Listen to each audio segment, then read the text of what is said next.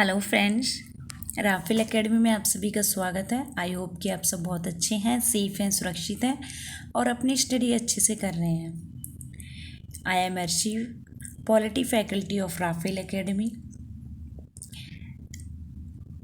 मेरे द्वारा आपको पॉलिटी पढ़ाई जा रही है और पॉलिटी में हम क्या पढ़ेंगे आज हम पॉलिटी में आपको पता होगा भाग चल रहा है 5, जिसमें हम संघ पढ़ रहे हैं। संघ में हमने राष्ट्रपति, उपराष्ट्रपति ये सब पढ़ लिया और आज हम पढ़ने वाले हैं मंत्रिपरिषद। और मंत्रिपरिषद में आज फिर उसके बाद में हम भारत के महान्यायवादी के बारे में भी देखेंगे। आज हम इन 2 टॉपिक को अच्छे से कवर करेंगे, ठीक है। सभी को अच्छे से समझने का यहाँ पे प्रयास करेंगे। चलिए शुरू करते हैं अपना। अनुच्छेद 74 में क्या बोला गया है? अनुच्छेद 74 में बोला गया है कि राष्ट्रपति को सहायता और सलाह देने के लिए मंत्रिपरिषद होगी। ठीक है। किसको सहायता और सलाह देने के लिए मंत्रिपरिषद होगी? राष्ट्रपति को सलाह देने के लिए क्या है, एक मंत्रिपरिषद होगी। तो राष्ट्रपति की सहायता और सलाह देने के लिए मंत्रिपरिषद होगी। जिसका प्रधान की बात करें तो जिसका प्रधान कौन होगा, तो वो होंगे हमारे प्रधानमंत्री जी, ठीक है। प्रधानमंत्री होंगे। और राष्ट्रपति क्या है कि जो राष्ट्रपति होंगे वो अपने कृत्यों का प्रयोग करने में ऐसी सलाह के अनुसार क्या करेंगे, कार्य करेंगे। जैसे वो कुछ कार्य करेंगे राष्ट्रपति, तो क्या होगा कि उनको सलाह देने के लिए, ठीक है, राष्ट्रपति को क्या है, सहायता और सलाह देने के लिए क्या है, मंत्रिपरिषद होगी। तो उनका कार्य जो होगा, जो राष्ट्रपति अपने कृत्यों को प्रयोग करेंगे, प्रयोग करने से पहले वो क्या लेंगे, उनसे सलाह लेंगे। राष्ट्रपति अगर बात करें तो राष्ट्रपति जो होंगे वो मंत्रिपरिषद ऐसी सलाह पर क्या करेंगे, साधारणतः या अन्यथा जो भी उन्होंने सलाह ली है उसके पुनर्विचार करने की अपेक्षा कर सकेंगे। और राष्ट्रपति ऐसे पुनर्विचार के पश्चात दी गई सलाह के अनुसार क्या करेंगे, यहाँ पर जो सलाह दी गई है राष्ट्रपति के द्वारा, पुनर्विचार दी गई सलाह के अनुसार क्या करेंगे, राष्ट्रपति कार्य करेगा। ठीक है, अनुसार ही कार्य करेंगे। अगर बात करें जब उन्हें सलाह दी गई है, इस पिर्सन की अगर हम बात करें, जो हमने पिर्सन के अनुसार आपको समझाया है, तो वो जो सलाह दी गई है उसे क्या होगा कि किसी न्यायालय में जांच नहीं की जाएगी उस सलाह की। ये बात आपको याद रखनी है कि जो भी सलाह है, तो आप बोलो कि ये सलाह हमें मतलब मंत्री ने दी थी या उन्होंने दी थी, तो क्या होगा कि उसकी जांच जो होगी वो न्यायालय के द्वारा नहीं की जा सकती है। ठीक है, न्यायालय उसकी कोई जांच नहीं करेगा। और कि मंत्रियों ने राष्ट्रपति को कोई सलाह दी है, और यदि दी है तो क्यों दी है, क्या दी है, तो इन सब चीज़ों को लेकर क्या है, किसी भी न्यायालय में जांच नहीं की जाएगी। तो ये बात आप क्या है, याद रखोगे। ये हो गया है आपका अनुच्छेद 74 में राष्ट्रपति को सहायता और सलाह देने के लिए क्या होगा, मंत्रिपरिषद होगी। तो ये आप अनुच्छेद को याद रखना, क्योंकि क्या है कि अभी क्या है कि राष्ट्रपति की आपको पता होगा न्यू राष्ट्रपति आई हैं बनकर, द्रौपदी मुर्मू। तो उनसे रिलेटेड आप जो राष्ट्रपति से जो रिलेटेड हमारे अनुच्छेद है, किसी भी अनुच्छेद को क्या है, पूछा जा सकता है। तो आपको इसलिए और भी ज़्यादा ध्यान देने की ज़रूरत है। अब देखते हैं हम नेक्स्ट क्वेश्चन है हमारा, नेक्स्ट अनुच्छेद जो है वो है अनुच्छेद 75 मंत्रियों के अन्य बारे में उपबंध। ठीक है, जो मंत्रियों के जो अन्य बारे में जो उपबंध होंगे, अनुच्छेद 75 ये बोलता है कि प्रधानमंत्री की नियुक्ति कौन करेंगे, तो राष्ट्रपति करेगा। आपको पता होगा कि प्रधानमंत्री की नियुक्ति कौन करते हैं, तो राष्ट्रपति करेगा। लेकिन अगर और भी जो मंत्रिपरिषद में मंत्री होंगे उनकी नियुक्ति कौन करेंगे, तो अन्य मंत्रियों की नियुक्ति राष्ट्रपति करेंगे। लेकिन किसकी सलाह पर करेंगे, तो वो करेंगे प्रधानमंत्री की सलाह पर। ठीक है, तो ये करेंगे प्रधानमंत्री की सलाह पर करेंगे। अन्य मंत्रियों की नियुक्ति राष्ट्रपति करेंगे, लेकिन प्रधानमंत्री की सलाह पर करेंगे। लेकिन प्रधानमंत्री की नियुक्ति राष्ट्रपति करेगा, और अन्य मंत्रियों की नियुक्ति क्या होगी कि वो भी राष्ट्रपति करेंगे, लेकिन प्रधानमंत्री की सलाह पर करेंगे। तो ये चीज़ आप याद रखना। और भी जैसे मंत्री परिषद में एक और बात बोली जाती है कि जो मंत्री परिषद होगी, ठीक है, जो मंत्री परिषद है, मंत्रियों की कुल संख्या प्रधानमंत्री को शामिल करके लोकसभा में कुल सदस्यों की संख्या, कुल संख्या का कितना होगा, 15% होगा। ठीक है, कितना होगा, तो वो होगा 15%। ठीक है, 15% से अधिक नहीं होगा। ठीक है, किसी राजनीतिक दल से संबंधित संसद के किसी सदन का सदस्य जो 10वीं अनुसूची में, ठीक है, तो ये सब बातें तो बहुत ज़्यादा बढ़ जाती हैं, लेकिन आप इतना ही समझो कि 15% होगा, और 15% क्या शामिल होकर के उससे ज़्यादा नहीं होगा 15% से। ठीक है, अब आ जाता है भारत का महान्यायवादी के बारे में। ठीक है, तो ये टॉपिक, ये जो बहुत ज़्यादा इम्पोर्टेंट है हमारे लिए। अभी आप कमेंट में करके बताना कि भारत के करंट में भारत के महान्यायवादी कौन है। ठीक है, भारत के महान्यायवादी कौन है। अगर एक और बात हम बोले मंत्रिपरिषद को लेकर यहाँ पर, कि मंत्रिपरिषद जो है, मंत्रिपरिषद राष्ट्रपति के, मंत्री जो होंगे वो राष्ट्रपति के प्रसाद पर्यंत पर अपना पद धारण करेंगे। ठीक है, और एक ये भी होता है कि मंत्रिपरिषद क्या है, कि मंत्रिपरिषद जो होते हैं, मंत्रिपरिषद लोकसभा के प्रति क्या होते हैं, सामूहिक रूप से उत्तरदायी होते हैं। तो ये बात क्या है, आपको याद रखनी है कि जो मंत्रिपरिषद होते हैं वो लोकसभा के प्रति सामूहिक उत्तरदायित्व होते हैं। ठीक है, तो ये बात आप समझना। और यहाँ पे क्या है कि एक बात ये भी बोली जाती है कि अगर मान के चलो जैसे कि कोई मंत्री है, ठीक है, अगर कोई मंत्री है, ठीक है, तो अगर कोई मंत्री है और वो मतलब जो कौन मंत्री बनेगा, अगर बात करें इसमें कौन मंत्री बनेगा, तो ये मैं आपको इसी में समझा रही हूँ। नीचे मंत्रियों के बारे में जो उपबंध दिए गए हैं, इसमें एक और बात बोली गई कि अगर कोई मंत्री है जो निरंतर 6 मास की किसी अवधि तक संसद के किसी सदन का सदस्य नहीं है, ठीक है, तो क्या होगा कि उस अवधि की समाप्ति पर जो मतलब कोई मंत्री होगा और वो क्या है कि 6 मास, ठीक है, 6 महीने, याद रखना 6 माह तक क्या है कि किसी भी सदन का अवधि तक संसद के किसी भी सदन का सदस्य नहीं है, तो उस अवधि की समाप्ति पर मंत्री नहीं रहेगा। ठीक है, फिर उसके बाद में वो मंत्री नहीं रहेगा। और बात करें मंत्रियों के वेतन भत्ते की, कि मंत्रियों के जो वेतन और भत्ते ऐसे होंगे, कैसे होंगे, जो संसद विधि द्वारा क्या है समय समय पर निर्धारित किए जाते हैं।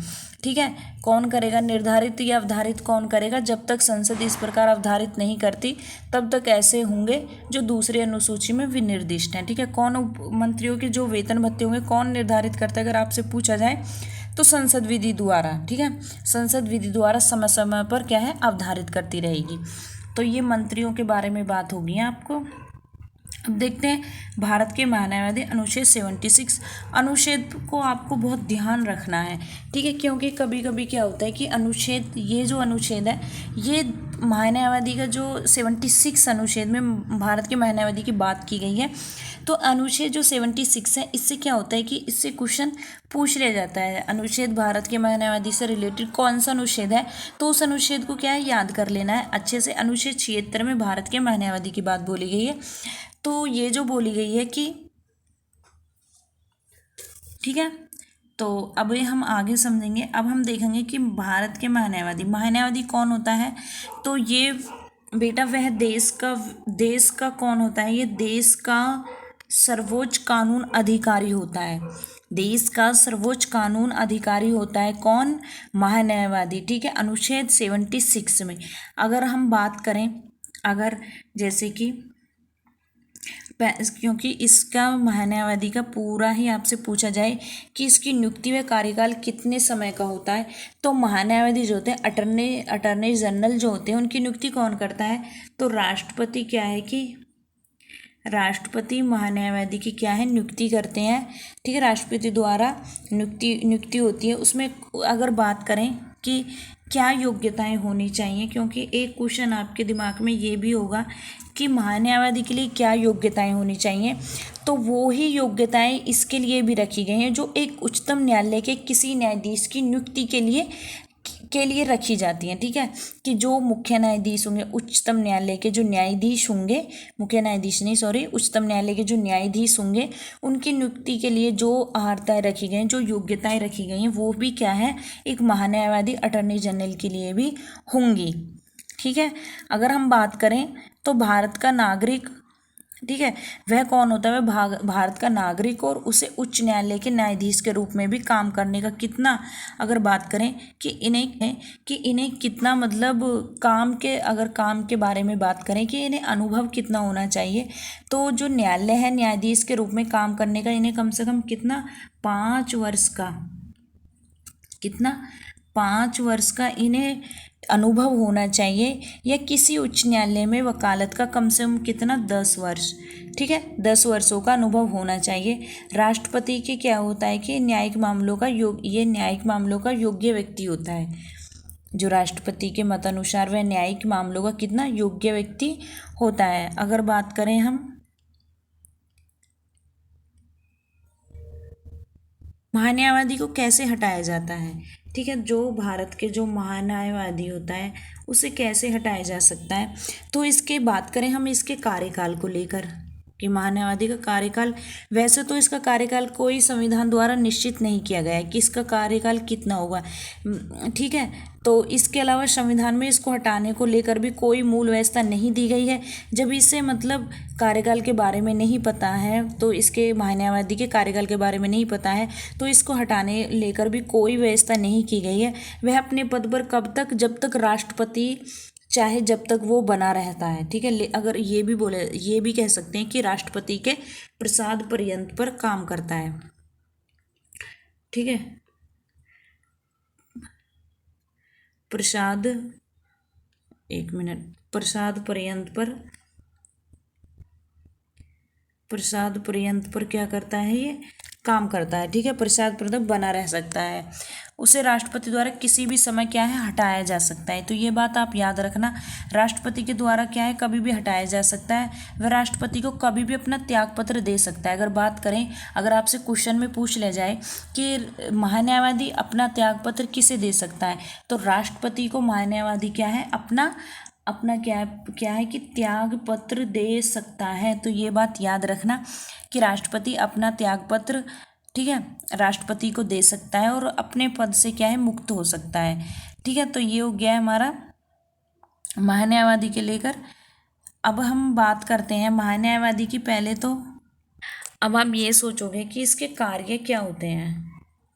ठीक है, कार्य और इसकी शक्तियाँ क्या होती हैं, तो वो जो मैं आपको बता चुकी हूँ कि ये भारत सरकार का क्या होता है कि मुख्य कानूनी अधिकारी के रूप में महान्यायवादी क्या है, काम करता है और इसके कुछ अपने कर्तव्य होते हैं। ये क्या करता है कि जो भारत सरकार है उसको, जो भारत सरकार को विधि संबंधी क्या है कि ऐसे विषयों पर सलाह देता है जो राष्ट्रपति द्वारा सौंपे गए हैं। ठीक है, जो राष्ट्रपति उसे काम सौंपता है तो उसके द्वारा क्या है, ये उन पर क्या अपनी सलाह देता है, और ये भारत सरकार का क्या होता है कि कानूनी अधिकारी होता है। ठीक है, और ऐसे अन्य कर्तव्यों को पालन करता है जो राष्ट्रपति द्वारा सौंपे गए हैं या संवैधानिक किसी अन्य विधि द्वारा जो कृत्य होते हैं उनका निर्वहन करता है। ठीक है, क्या होता है कि भारत सरकार के जो कार्य होते हैं उनका राष्ट्रपति महान्यायवादी के निम्नलिखित और कौन से, मतलब अगर आप बात करें कि कौन से, मतलब अगर आपसे पूछा जाए, मानो कि महान्यायवादी के बारे में आपसे पूछ लिया जाए कि ऐसे कौन से और निम्नलिखित ऐसे बहुत से कार्य हैं जो कि महान्यायवादी के बारे में राष्ट्रपति महान्यायवादी को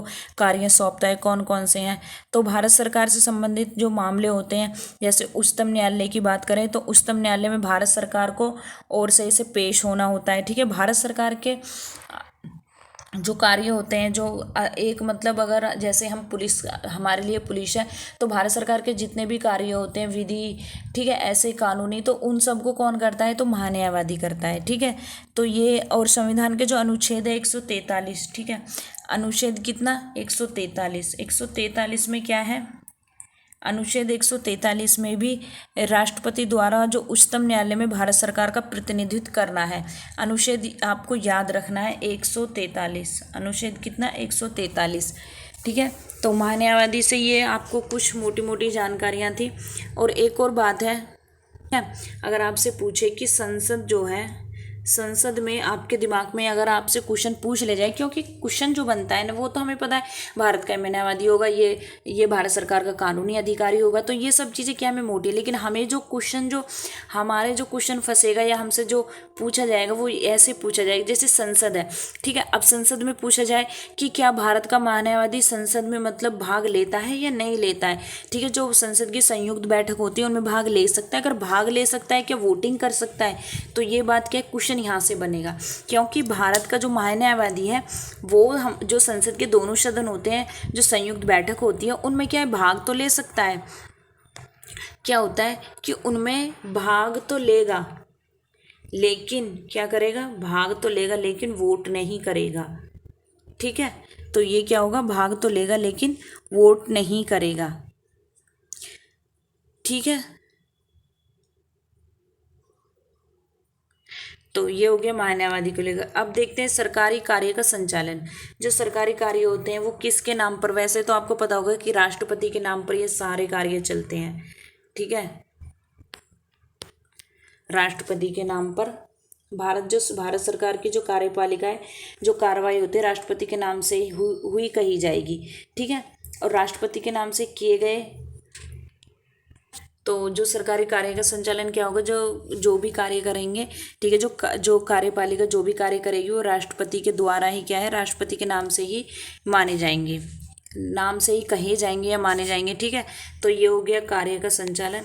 कितना, अनुच्छेद 77। अब देखते हैं अनुच्छेद 77, जो मैं आपको बता चुकी हूँ, भारत का सरकार के कार्य का संचालन, जो कि हमारा क्या है कि भारत सरकार की जो समस्त कार्यपालिका है, जो कार्रवाई है राष्ट्रपति के नाम से की हुई कही जाएगी, ठीक है, जो कार्रवाई हुई कार्यपालिका के अंदर जो भी, ठीक है, तो वो किसके नाम पर, राष्ट्रपति के नाम पर ही कही जाएगी या मानी जाएगी, ठीक है। अनुच्छेद देखते हैं 78 अनुच्छेद क्या बोलता है कि राष्ट्रपति को जानकारी देने के आदि के संबंध में प्रधानमंत्री का कर्तव्य है। तो ये देखेंगे कि क्या कर्तव्य है। तो ये है कि जैसे कि राष्ट्रपति है, ठीक है, तो राष्ट्रपति क्या होगा, जो संघ के कार्यकलाप होंगे, ठीक है, जो संघ के कार्यकलाप होंगे जो प्रशासन से संबंधित होंगे, ठीक है, कि क्या क्या कार्य कराए, तो क्या होगा, जो संबंधी होंगे मंत्रिपरिषद क्या करेगी, उन सब की जो संसूचित करेगी या फिर उन्हें बताएगी, तो वो सभी विनिश्चय करेगी, तो क्या किसको करेगी, वो राष्ट्रपति को करेगी, ठीक है, सभी चीज़ किसको बताने होंगे, तो राष्ट्रपति को बताने होंगे, जो भी संबंधी जानकारी होगी, ठीक है, चाहे वो संघ के कार्यकलाप से हो या प्रशासन संबंधी हो, विधान विषयक प्रस्तावनाओं से संबंधी हो, तो वो सब जानकारी राष्ट्रपति मांगे तो उसे देनी पड़ेंगी, ठीक है। कार्यपालिका को क्या होगा कि जो भी राष्ट्रपति जो भी उनसे जो जानकारी मांगेंगे तो वो क्या होगा कि उसे देनी पड़ेंगी कार्यपालिका को, ठीक है।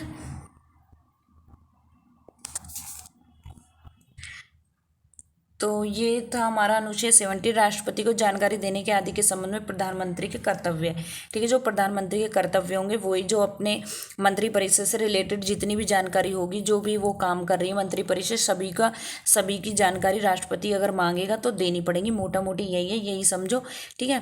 तो यहाँ पर हमारी क्लास होती है ख़त्म, ठीक है, हमने महान्यायवादी देख लिया है, आपको ये महान्यायवादी को ज़रूर ध्यान से पढ़ना है और देखना है, ठीक है। चलिए यहीं पे अपनी क्लास करते हैं हम ख़त्म, और आपको मिलते हैं नेक्स्ट क्लास में, जहाँ पर अब हम पढ़ने वाले हैं संसद बहुत इंपॉर्टेंट टॉपिक है, आपको ध्यान से पढ़ना है, और आपको जो ज़रूरी लगे आप वो नोट भी कर लीजिए। Thank you so much.